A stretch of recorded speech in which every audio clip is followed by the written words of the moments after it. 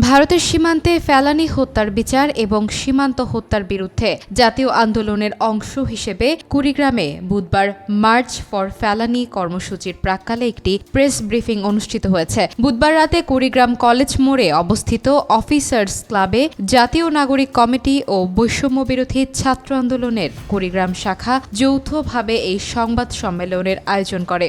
সংবাদ সম্মেলনে জাতীয় নাগরিক কমিটির কেন্দ্রীয় যুগ্ম আহ্বায়ক ডক্টর আতিক মুজাহিদ, কুড়িগ্রাম জেলা সংগঠক মুকুল মিয়া, বৈষম্যবিরোধী ছাত্র আন্দোলনের কুড়িগ্রাম শাখার আহ্বায়ক আব্দুল আজিজ নাহিদ, সদস্য সচিব ফয়সাল আহমেদ সাগর সহ অন্যান্য নেতৃবৃন্দ উপস্থিত ছিলেন।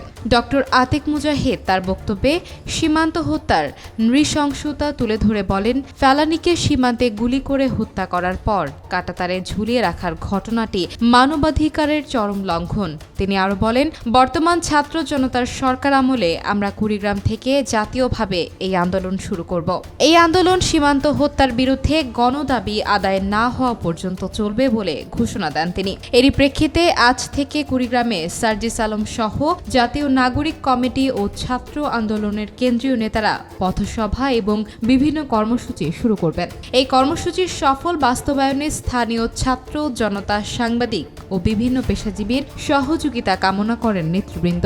মার্চ ফর ফেলানী কর্মসূচির মধ্য দিয়ে আন্তর্জাতিক অঙ্গনে ভারতের সীমান্ত হত্যার বিষয়ে জোরালো পদক্ষেপ নিতে সরকারকে আহ্বান জানান তারা।